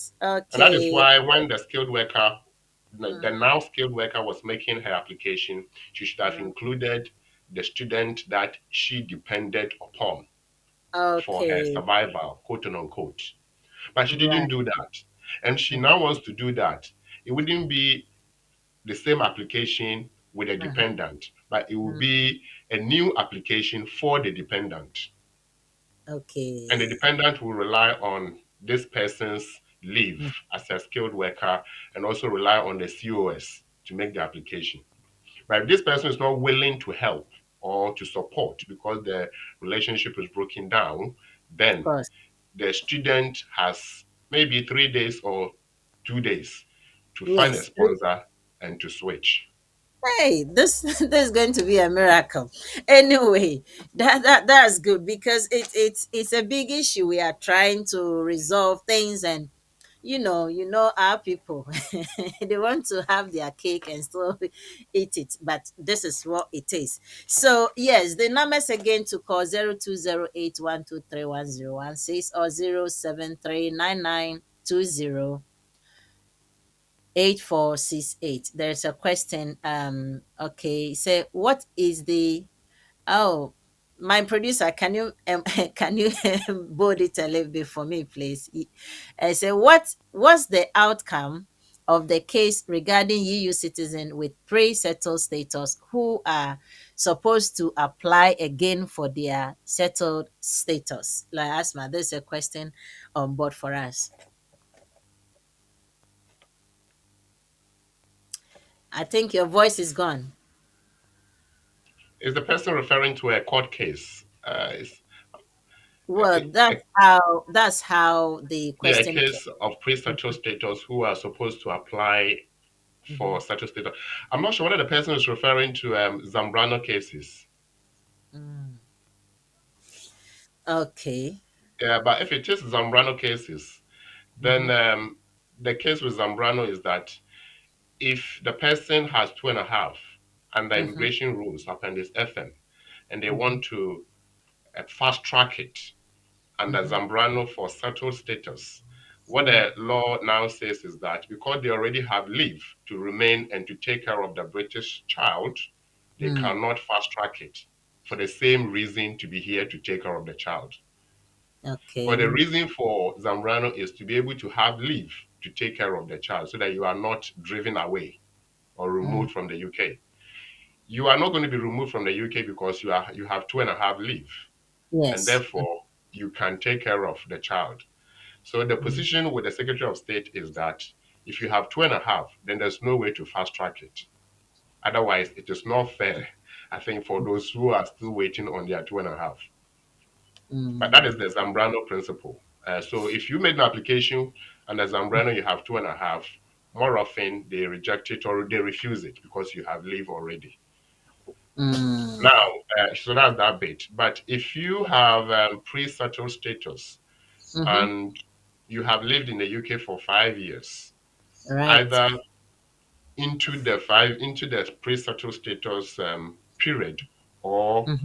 at the end of the pre-settled status period, then you qualify for settled status. Now, into the period is simply that somebody at the time of pre-settled application had spent, let's say, 3 years in the UK. Okay. And because of that, they had not spent 5 years. So they will be given pre-settled. Having been granted pre-settled, you've spent 2 more years in the UK, making Mm. 5 years lawful residence. Mm. However, your pre-settled leave has still got 3 years to go. Mm. You have two options: either to wait for 3 more years so that you'll be about 8 years in the UK, or Okay. you quickly switch because you've now had 5 years continuous residence in the UK, Okay. and you can switch to pre-settled. So that is as far as I can explain on this question or this point. The Mm. questioner wasn't clear whether there is another case law or there's another pending case, but this is what it is. Okay, that's beautiful. I think you've explained in both ways, so the person should know exactly what you meant. Now, I've got this question also on my WhatsApp. Is he's asking, please, I have a church and I want to invite. So I want to employ is it the word I can't see. There is a word I can't see what it means, but to get people from back home to come and support in the church. What documents do I need to apply as a sponsor to be able to get them to my church? That's the question. What So this documents? person, just like any other employer, must apply for Mhm, mhm, sponsorship license to be able to recruit from abroad for mhm. people to come in as ministers of religion, so to speak. Okay. Mhm, And the process applies across board. So they have to show what they are doing, the size mhm, of the church, mhm, mhm, the processes, whether they've complied with all the processes required. If they mhm, have registered as a charity, their charity commission, charity license number, they've registered with the charity commission, they've mhm, complied with all the processes, the trustees are intact, all the paperwork is okay, then they follow through and make an application. But again, just like mhm, any other sponsorship license application, it is important that mhm. they do not gamble by doing it themselves. So they need to see a lawyer for that. Okay, because it's asking. So when you say comply with all the processes, what compliance are you talking about? What do they need to show that they've complied with all the processes? But I think if you are listening to us, it's best if you go and then see the lawyers, book an appointment with them. They'll be able to explain into details what exactly you need to do from beginning to the end to be able to get the application to a very successful level. So, Pastor, if you're a pastor, if you're a church elder, and you send the message to me, please, my advice and recommendation is just book an appointment, go and see BWF Solicitors anytime. Phone them. You can have a telephone conversation, you can have a Zoom conversation or Skype conversation, you can have a video conversation or consultation. Just phone them, book an appointment, and then they will take you through all these steps. And even if you are not up to set, they can show you how to get all your documents in order before they do the application. It's easy peasy for them. So take this advantage, and then just someone will say tuhu anamo, and that's how it is. We are still here. Oh my days. We have telephone numbers again to call: 0208 123 1016, 073 8468. Sorry.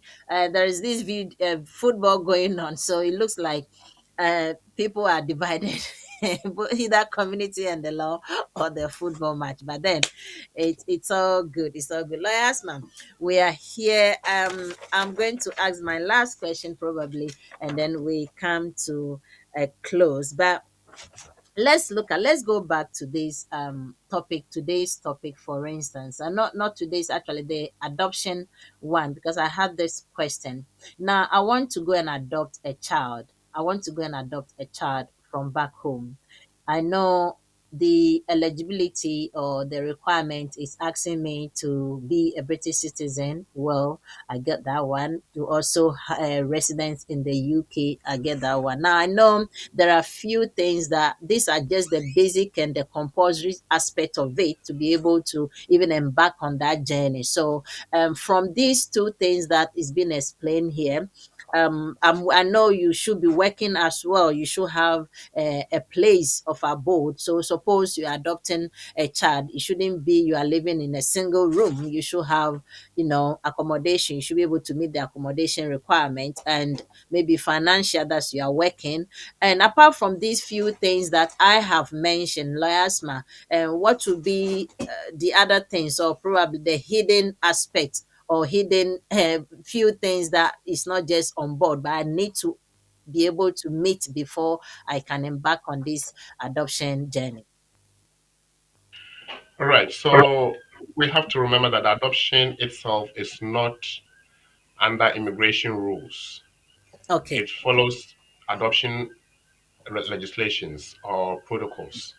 Mm-hmm. You want to become a parent first before you can consider bringing your child to live with you in the UK.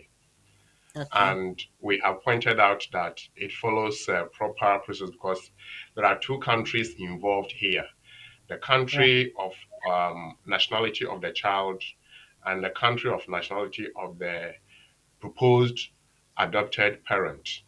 In Mm. this case, the conversation is that there is what we call the Hague Convention for adoption, and you have to follow. So you start the process from the UK. If the person is resident in the UK, you go through the Hague processes, convention processes. You do all the paperwork. There will be Mm. interviews involved. And once you've done the paperwork required here, you move to the country where the child is resident to comply with the national um, laws with respect to adopting that child from there. So I would say that you begin from where you are and end at where the child is. And both must ensure that the processes are thoroughly followed through because remember, it's an adoption and you do not want to have a child that is not biologically yours without any trail of paperwork or getting it right. If you don't get it right, and the case, for example, goes to court that you are bringing a child from abroad to live with you in the UK, then if you are not careful, it can also be taken into abduction of a child issue. So you start well. I've already suggested that people should actually see a lawyer when they are seeking to adopt More often than not, people just go to the country where the child is resident and go through simple process and get something to show that yes, this person has adopted. But proper adoption paperwork should have a trail up to the point where the court has actually finalized the order. That is why in our nugget, we look at when the adoption process started and even when it ended. So once you become a parent of that child by way of adoption, you look at how do I bring my child to the UK, and that will fall under the relevant provisions of bringing your child to live with you. And at this stage, it doesn't really matter whether you are an adopted parent or biological parent. You now have a parental responsibility to take care of that child, and therefore you want the child to live with you where you are living. What do I need to apply for the adoption or to start the adoption process? We've already explained that. Once that is done, you come to the immigration side where you have to show that there is adequate accommodation, maintenance, and what have you, just like anybody else making application to bring their child.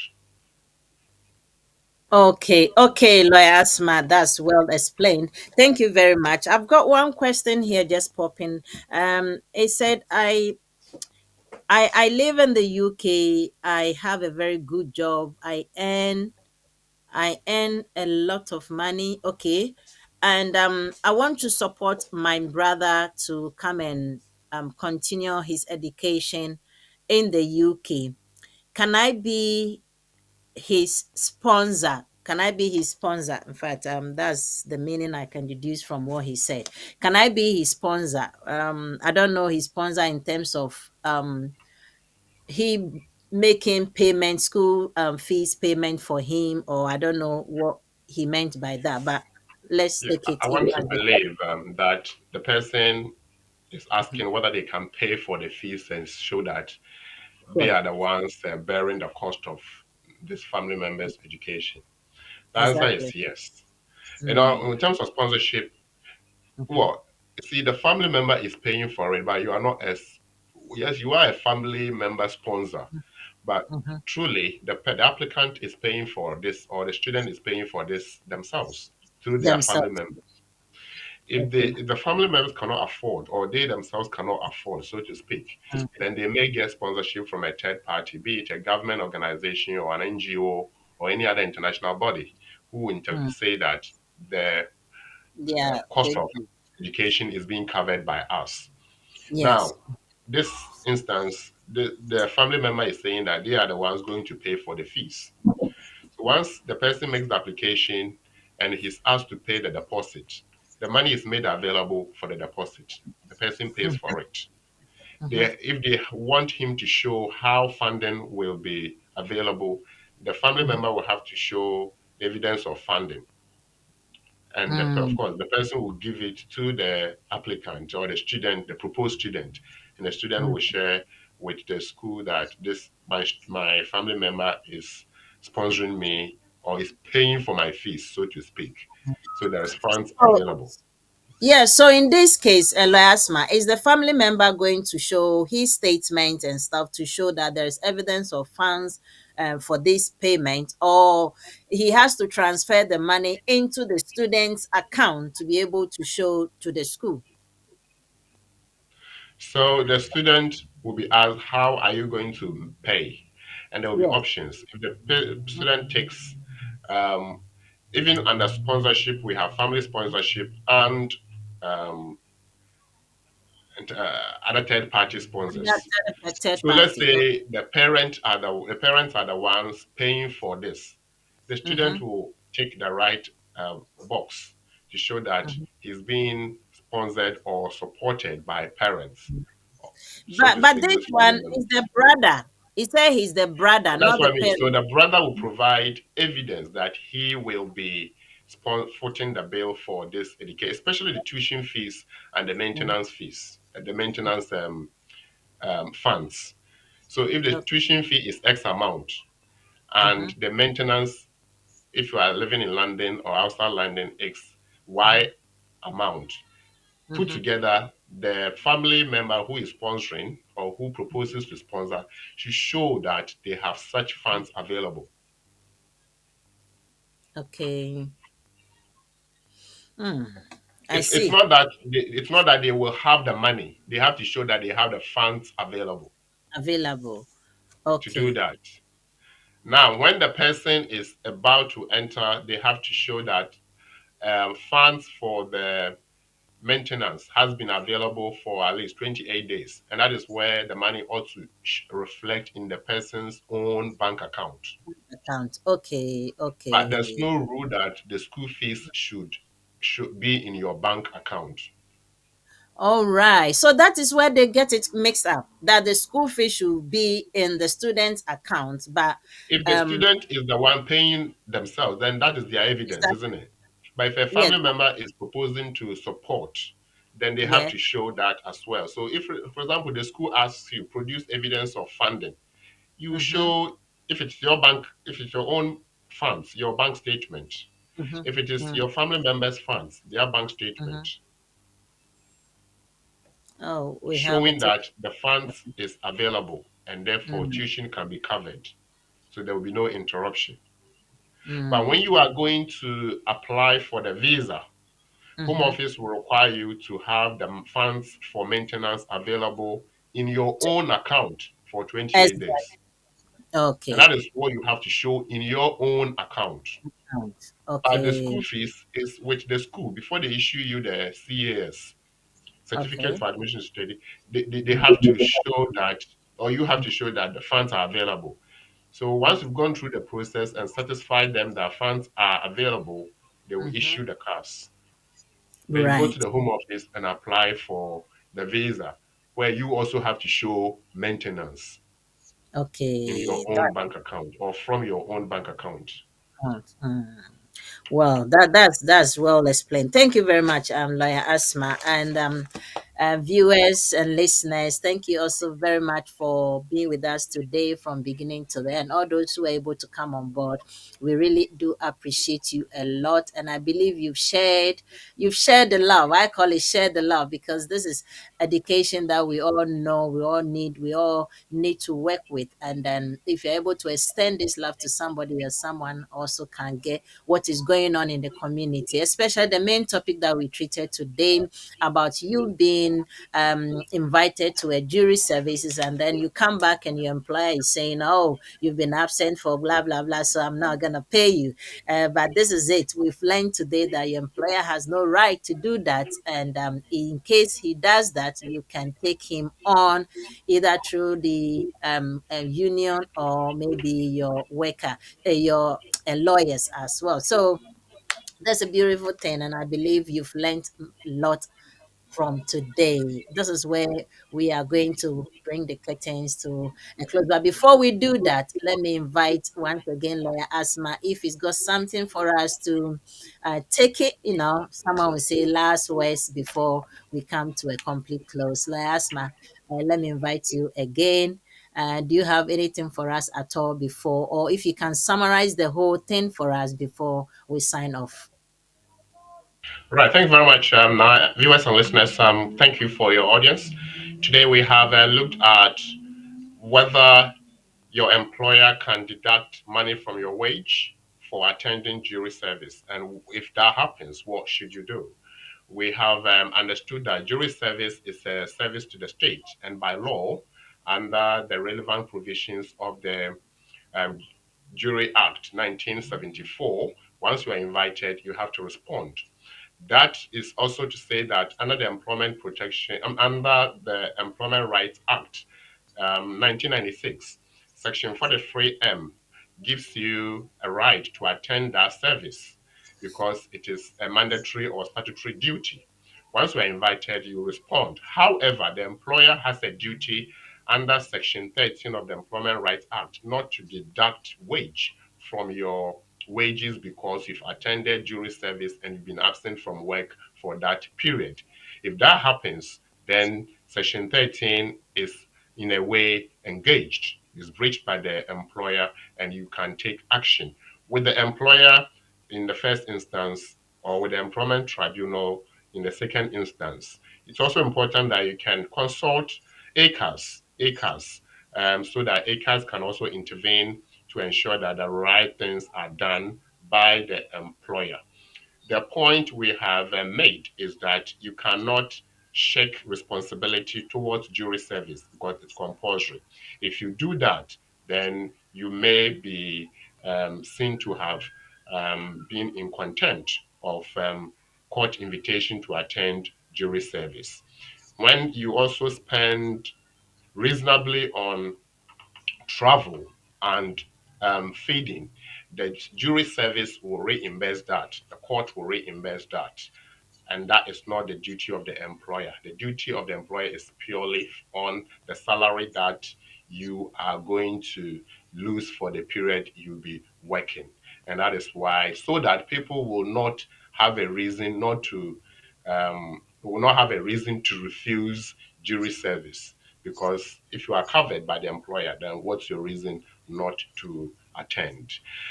We believe that we've been able to discuss this, and therefore you have picked a couple of things from this. You now know that duty service is compulsory, but you also have a right not for wages to be deducted because you have attended jury service. If after this conversation you need extra help, please do not hesitate to contact BWF Solicitors, and we'll be able to assist you further.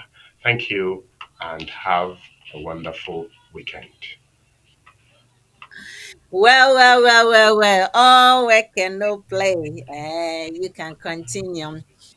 Indeed, everything that's got a start has an ending as well. So we started in a good faith. We've done what we can and we've come to a close. So I believe you've taken your bit from it and you can work with it. Go ahead, give BWF solicitors a call in any aspect of immigration, litigation, circumstances, family law, or even Ghanaian law. They are there to support and help you. This is the community and the law. Next week, same time, same place, you hear from us. Have a lovely weekend and enjoy the big match for today, England. Bye bye.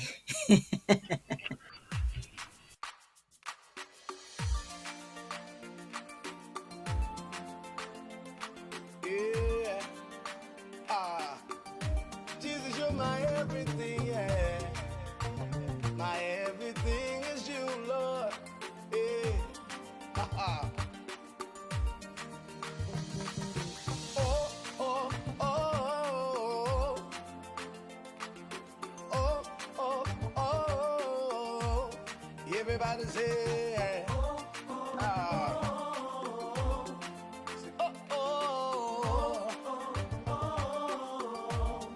Say, how can I express my gratitude for all the many things you've done for me?